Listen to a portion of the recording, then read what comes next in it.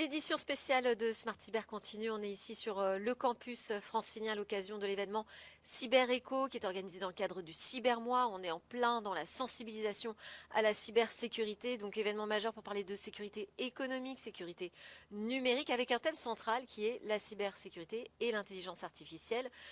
On a dans notre talk aujourd'hui ce sujet, comment faire de l'IA un atout cyber. On va en parler avec David Bizel, cofondateur et directeur scientifique de Sequoia, avec Julien Stenou, qui est directeur associé chez Allemande, où il pilote les activités SOC, CERT et Cyber Threat Intelligence.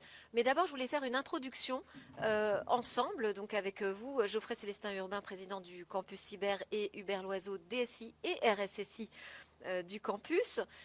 Vous avez souhaité mettre en avant ce thème de l'intelligence artificielle parce que c'est la hype ou parce que vous y voyez un sujet qui aujourd'hui n'est pas suffisamment peut-être compris, pris en compte par les équipes qui travaillent sur la cybersécurité? Plutôt la réponse 2. Plutôt la réponse 2. Non, non, on n'est pas que dans la com. En fait, tout simplement, on est parti du constat et du principe qu'on ne peut plus parler de cybersécurité, ni au plan technique, ni au plan stratégique, ni au plan gouvernance, sans parler d'intelligence artificielle, à la fois sous l'angle de la menace, c'est-à-dire l'arrivée de l'intelligence artificielle massive, l'intelligence artificielle générative, etc., apporte de nouveaux vecteurs de sophistication de la menace, de complexification de la menace, donc il faut s'adapter. Et il y a aussi du côté des solutions. Et donc, ça, c'est un premier aspect, c'est un constat qui est que l'IA doit être pensée et la cybersécurité doit être pensée en lien avec l'IA. Le deuxième constat, enfin la Et vous deuxième entendez raison. des inquiétudes sur ce Ouais. thème-là de l'irruption de l'intelligence artificielle? Ah oui, bien sûr, on entend des inquiétudes, non seulement des inquiétudes, mais aussi un besoin de penser l'aspect solution aussi.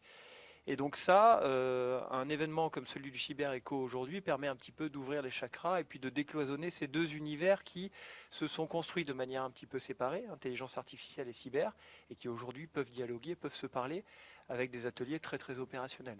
On fait pas uniquement de la stratégie, là pour le coup, on fait dialoguer des praticiens. Alors vous avez un DSI, un directeur des systèmes d'information, qui est en même temps responsable de la cybersécurité. Donc c'est déjà un premier avantage pour se faire parler les équipes entre elles. Comment est-ce que vous accueillez l'arrivée de tous ces projets pilotes IA partout j'imagine, dans toutes les entreprises qui sont ici au campus, mais aussi au sein même du campus, dans l'organisation, dans les process. Vous vous dites, attention danger, comment on va s'y prendre? Alors, pour répondre peut-être à la première question, effectivement, il y a une hype, il y a une tendance qui est nette, mais il y a aussi une réalité. Donc, il faut arriver à faire un petit peu le tri dans tout ça. Oui, c'est une tendance de fond, aussi bien sur les usages des clients finaux que des sociétés qui travaillent dans le monde de la cybersécurité, puisque c'est un outil qui apporte des opportunités assez incroyables, aussi des risques, mais je pense qu'on en reparlera un petit peu après. On voit aussi qu'il y a une certaine difficulté aujourd'hui à se positionner sur comment sécuriser ces systèmes-là. On sait qu'il y a des risques, on sait qu'ils sont intégrés de plus en plus dans les outils du quotidien, les outils des entreprises, les outils des collectivités, et ça nécessite de le sécuriser. Et tout ça ne peut se faire que par tout un tas de processus, qu'ils soient humains, qu'ils soient techniques ou autres. Et donc on est à la recherche de solutions sur certains sujets et on n'a pas encore toutes les réponses. Et c'est ça un peu le sel de la cybersécurité, c'est qu'on est en réaction face à des C'est en attaquants, permanence. voilà, qui Ouais. innovent. Et donc nous, on est à la recherche de solutions pour répondre à ces attaques qui sont novatrices, qui ne font qu'évoluer. C'est la nature même de notre métier. Et donc on est là aussi pour trouver des solutions novatrices. Et donc on cherche, on trouve des choses intéressantes, mais on est toujours en réaction. Et donc les sociétés qui travaillent au campus cyber sont toutes sur le front pour utiliser cet outil pour protéger les systèmes d'information, mais aussi pour les protéger eux-mêmes. Qu'est-ce que vous attendez de cet événement, Geoffrey? Beaucoup de choses en fait, du décloisonnement et la naissance quelque part d'une nouvelle communauté. C'est ce que fait le campus Décloisonnement cyber. entre Entre data écosystèmes, scientists, ouais, experts de exactement. la cybersécurité, Ouais, tout à fait. décideurs Des métiers. utilisateurs, des décideurs, des opérationnels, des chercheurs, des entreprises, des collectivités locales. Là, on est en train de se faire croiser plein de monde. En fait, c'est vraiment l'ADN du campus cyber que de réunir des gens qui, à la base, sont pas forcément naturellement portés les uns vers les autres. Et là, CyberEco, c'est vraiment l'ouverture de chakra complète. C'est parti d'un constat il y a quelques années qui est que cybersécurité et sécurité économique, c'était un peu deux facettes d'une même pièce. Ouais. Et donc, on a un peu tiré la pelote jusqu'au bout. Et aujourd'hui, on en vient effectivement à décloisonner les approches techno, en parlant effectivement d'IA en même temps que la cybersécurité. Eh ben, on va faire ça dans ce Smart Cyber spécial enregistré ici chez vous. Merci beaucoup d'ailleurs pour votre accueil. On continue sur ce sujet, donc notre débat, comment faire de l'IA un atout cyber. Comment faire de l'IA un atout pour notre cybersécurité, un atout cyber, une alliée cyber? On en parle avec David Bizel. Bonjour. Vous êtes le cofondateur et directeur scientifique de Sequoia. À côté de vous, Julien Stenou, bonjour. Bonjour. Vous êtes directeur associé chez Almond, vous pilotez les activités SOC, CERT, Cyber Threat Intelligence. Ça m'intéressait de vous entendre, vous, expert sur ce sujet, parce qu'on en parle beaucoup comme d'une menace et en même temps d'une alliée, mais ce n'est pas une alliée forcément évidente. Comment est-ce qu'on y arrive? Quelles sont les bonnes pratiques, vos conseils, mais aussi les mises en garde? Alors déjà, est-ce que cette intelligence artificielle qui se généralise dans les projets d'entreprise et qui se développe au niveau des métiers, c'est la même intelligence artificielle que celle à laquelle vous pensez, vous, en tant qu'expert de la cybersécurité? Est-ce qu'on parle de la même technologie? David? Je pense que oui. Par contre, effectivement, quand on parle de l'intelligence artificielle aujourd'hui, c'est pas la même chose que ce dont on parlait il y a 5 ans.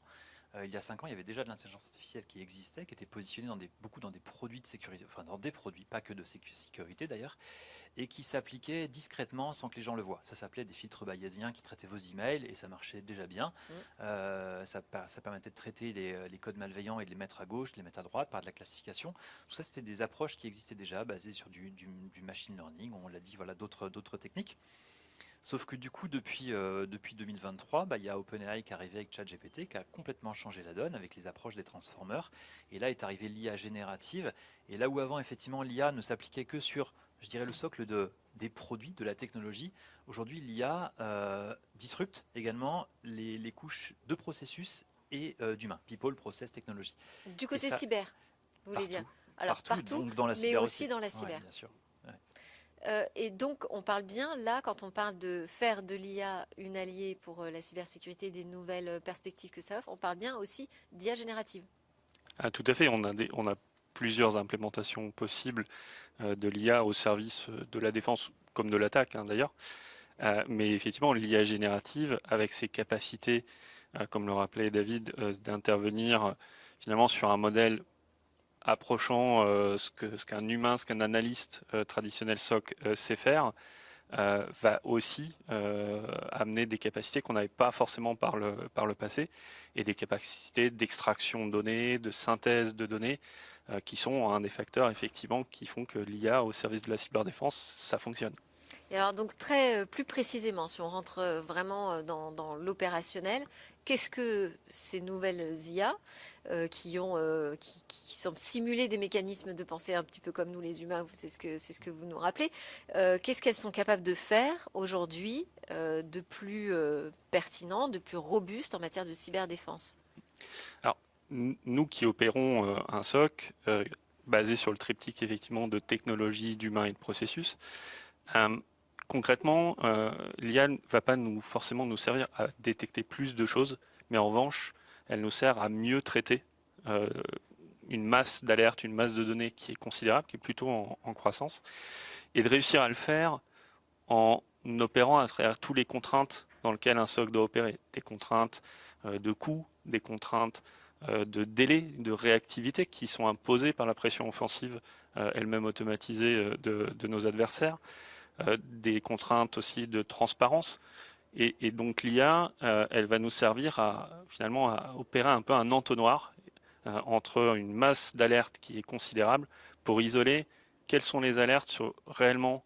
Il faut qu'il y ait une investigation un peu plus poussée, qu'il faut qu'il y ait une remédiation, voire pour le haut du spectre, celle où un déclenchement, une mobilisation d'une équipe d'expertise est réellement importante. Donc c'est vraiment ce filtre, cet entonnoir où l'IA intervient à plusieurs... C'est une sélection dans la détection.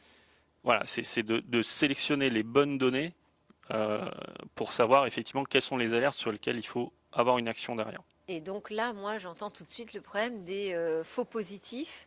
Est-ce qu'on arrive aujourd'hui, parce qu'avec les IA génératives, on parle beaucoup du problème des hallucinations. Est-ce qu'on a ce même problème en matière de détection? Est-ce qu'on arrive à avoir un taux de faux positifs acceptable? Ouais, Je vais prendre David. la main si tu veux Oui, bien, bien Julien, sûr. parce qu'en fait, ce qui est intéressant, c'est que moi, je veux un peu casser une idée reçue. L'IA générative, on va pas forcément la mettre au stade de la détection. C'est pas forcément là où c'est le D'accord. plus intéressant. Ce qu'il faut voir, c'est que tu as pris le terme entonnoir et du coup, je vais le garder pour définir un peu le workflow des fonctions du SOC. On a énormément de données qui arrivent en entrée, donc un flow gigantesque. Ça, il faut le traiter. Il va falloir le structurer, faire rentrer ça dans des gros buckets de traitement avec des traitements qui vont être en temps réel. Donc ça, on a besoin de ressources algorithmiques qui vont être hyper efficaces. C'est juste du rapprochement de pattern matching, des règles de corrélation, un peu justement d'approche statistique. Ça, c'est de l'IA, mais ancienne génération, mais qui tourne Ouais. très bien, très efficace. Donc ça tourne sur la détection. Là, on ne peut pas trop faire rentrer de l'IA générative parce que trop consommateur de ressources, une latence un peu trop importante et trop cher pour faire tourner ça en temps réel surtout. Donc par contre, effectivement, sur cette première couche-là qui fait apparaître de cet énorme volume d'événements, il en résulte des alertes qui sont les zones d'intérêt. Donc ça, c'est un peu la zone de démarrage des fonctions du SOC en disant bah, j'ai ça qui est à regarder, qui est à traiter, qu'est-ce que j'en fais?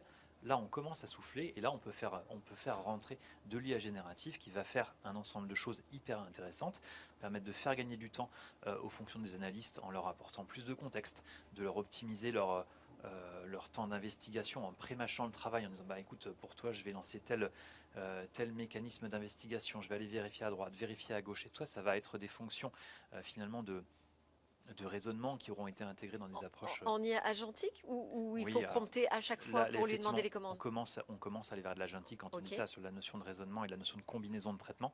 Mais pour rester sur des fonctions à ce moment-là un peu plus classiques qu'on ajoute dans les SOC, le simple fait de s'appuyer sur des aspects génératif qui combine un modèle fondationnel avec un dataset maîtrisé par l'entreprise qui peut être le client ou le produit, on arrive déjà à des approches hyper efficaces dans lesquelles par exemple on va aider des analystes à créer des règles, à créer des requêtes d'investigation, à comprendre comment est-ce que j'actionne telle fonctionnalité dans un produit. Tout ça fait déjà gagner énormément de temps. Et ça, il n'y a pas besoin de parler d'agentique encore à ce niveau-là.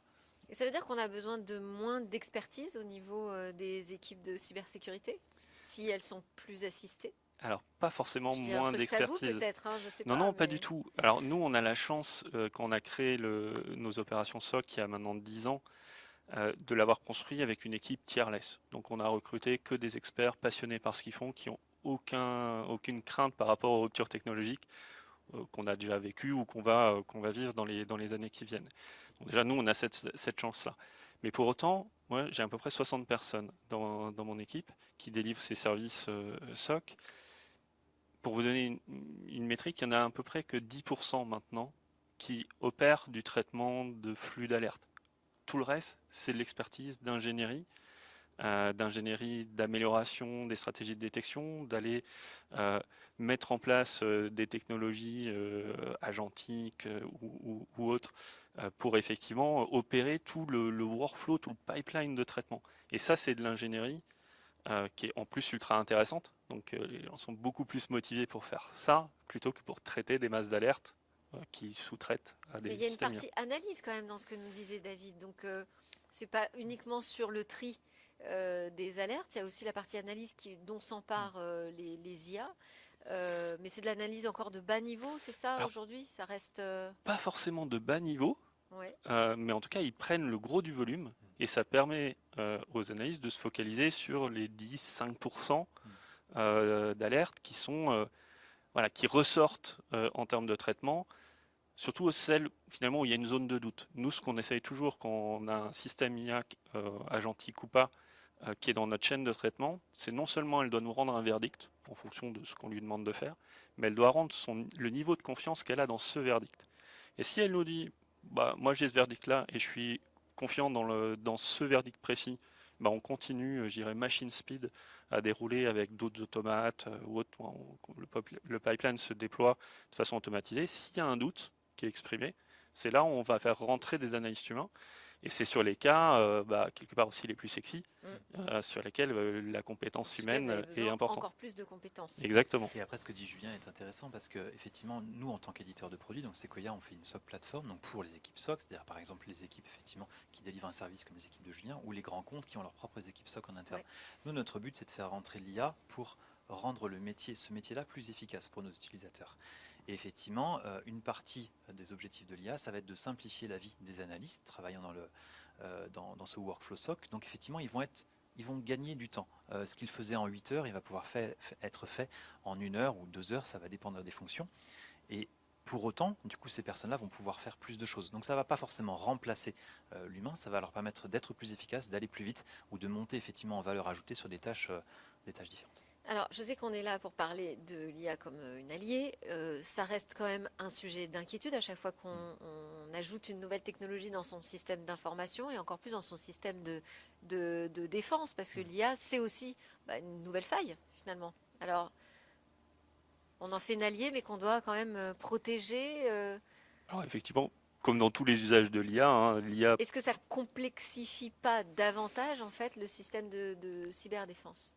alors en tout cas, ce sont des briques supplémentaires qui nécessitent effectivement pour nous, opérateurs de SOC, d'intégrer effectivement de plus en plus de briques qui viennent pas forcément remplacer des briques existantes, et donc qui font effectivement un ensemble assez complexe. Malgré tout, finalement, les risques qu'on a en utilisant de l'IA au cœur des fonctions de détection, de traitement d'alerte, ils ne sont pas vraiment différents des risques d'utilisation de l'IA pour n'importe quel autre métier. Après, on a la chance quand même du coup d'être particulièrement sensibilisé, et donc effectivement, contrairement à d'autres métiers, je pense qu'on est bien placé pour connaître les risques. On voit d'ailleurs des adversaires qui essayent régulièrement d'intoxiquer nos IA d'investigation. Donc on voit que Oui, c'est voilà, une cible, une nouvelle c'est cible, une en nouvelle fait. cible, c'est une nouvelle façon Ouais. d'essayer de passer sous les radars et de faire en sorte de compromettre la détection et de faire passer une attaque un peu en toute discrétion. Donc on voit des tentatives. Après, c'est malgré tout les solutions qui existent, et moi j'ai plutôt l'impression que des solutions pour sécuriser des systèmes IA, elles existent. Elles ne sont pas forcément déployées partout, mais elles existent. Et quand elles sont bien implémentées, on n'a pas eu d'incident ou d'exploitation d'une vulnérabilité d'IA constatée dans nos systèmes aujourd'hui. Alors c'est peut-être aussi parce qu'on utilise des solutions aussi qualitatives, mais voilà, on D'accord. voit des En tout cas, tentatives, il y a une conscience mais que ça apporte un nouveau besoin aussi de protection dans le système de défense. Et comment vous pesez, voilà, jusqu'où je vais dans l'intégration de l'IA dans mon système de défense sans me mettre non plus en danger? Il faut mettre à l'épreuve la robustesse finalement de la solution. Il y a des choses effectivement intéressantes ou des limites qu'on doit considérer. Par exemple, quand on fait appel au côté génératif de l'IA dans un produit, on estime qu'on va avoir des éléments de réponse qui vont être donnés à l'utilisateur. Si l'IA hallucine, ça veut dire qu'on va lui donner à ce moment-là une mauvaise orientation à notre utilisateur, consistant à lui faire prendre une mauvaise direction, un mauvais choix. Et ça, on n'a pas envie. Aucun éditeur de produit dira qu'on veut partir dans cette direction-là. Donc la question, c'est comment éviter ça, comment faire en sorte d'éviter ces aspects d'hallucination. Donc ça va rentrer, lorsqu'on est cette fois-ci en développement de produit, de comment est-ce qu'on conditionne l'utilisation de l'IA générative pour peut-être la contraindre par rapport à ses paramètres, par rapport à la stratégie de prompt qu'on va lui demander, en disant ne fais aucun écart par rapport à tel périmètre, de s'appuyer aussi sur des modèles de langage dans lesquels on a confiance. Donc ça veut dire que par exemple on a des choix. Aujourd'hui il y en a plein qui sont accessibles soit sur des appels API, ce qui nous amènera à un deuxième sujet, soit en local dans le produit. Si on est sur un local dans le produit, est-ce qu'on a un enjeu de territorialité? Comment est-ce qu'il a appris ces données? Est-ce que c'est une culture occidentale ou une culture par exemple asiatique? Il y a plein de choses qui sont à regarder. On fait ses choix finalement en tant qu'éditeur. Et sur l'aspect appel API, ça c'est intéressant parce que vraiment c'est l'aspect, la donnée, quel circuit je veux lui faire faire. Est-ce que je la garde en interne chez moi et je fais en sorte que tous mes usages utilisateurs finalement restent dans son silo à lui, enfin lui ou celui de l'éditeur dans lequel ça tourne, ou est-ce que j'ai un modèle d'interaction avec des partenaires externes, à ce moment-là beaucoup américains, et je sais que potentiellement ça part aussi en extérieur. Nous on a fait le choix de tout garder en interne, au moins pour tout ce qui est de la donnée client, mais encore une fois c'est des choix, des stratégies éditrices qui sont parfois différentes et il faut les considérer parce que ça fait partie des limites et des risques à regarder avec la stratégie IA. Vous avez donné une conférence sur le CyberEco à propos vraiment de ce thème de l'IA, comment l'exploiter au mieux pour en faire une arme de cyberdéfense. Vous avez l'impression que tout le monde est convaincu là dans la salle, tout le monde a basculé en se disant ok, l'IA c'est un outil que je dois apprivoiser? alors j'ai pas l'impression effectivement cette conviction soit partagée encore par l'ensemble des acteurs. En revanche, quand on voit nous déjà les retours qu'on peut avoir très concrets de diminution du coût unitaire de traitement d'une alerte et d'accélération aussi du temps de réaction qu'on a, je dirais que par rapport aux contraintes que j'évoquais, je ne vois pas comment on pourrait être dans la course à la fois économique et la course par rapport à nos Aux adversaires, cyberattaquants. aux cyberattaquants, Ouais. sans ces mécaniques-là. On n'aurait pas le niveau d'excellence opérationnelle qu'on a aujourd'hui sans ces technos. Donc, Il faut augmenter en charge, il faut augmenter en efficacité, et là-dessus, l'IA peut vraiment amener ça. C'est vraiment, encore une fois, ça apporte plus aux utilisateurs, ça leur permet de gagner leur temps, ça leur permet d'optimiser leurs tâches, et on l'a évoqué au tout début en intro, l'agentique SOC, on va dire, c'est quand même vraiment fabuleux sur la manière dont ça va permettre, on va dire, de faciliter des traitements et de rendre des choses qui avant prenaient encore une fois, des demi-journées de traitement vont devenir une histoire de minutes ou autre, donc on devient beaucoup plus efficace. Et on a besoin de ça, parce que nos Et ressources donc, sont contraintes, en face la menace augmente, donc dans tous les cas on n'a pas le choix. on est au début de l'histoire, en tout cas, si je vous ai bien entendu. Merci beaucoup, David Bizel, cofondateur et directeur scientifique de Sequoia, et Julien Stenou, directeur associé chez Allemand, d'avoir pris le temps d'essayer de nous convaincre, finalement, hein, de l'intérêt de l'IA en matière de cyberdéfense et des meilleures façons de l'employer. Merci. Merci. merci beaucoup.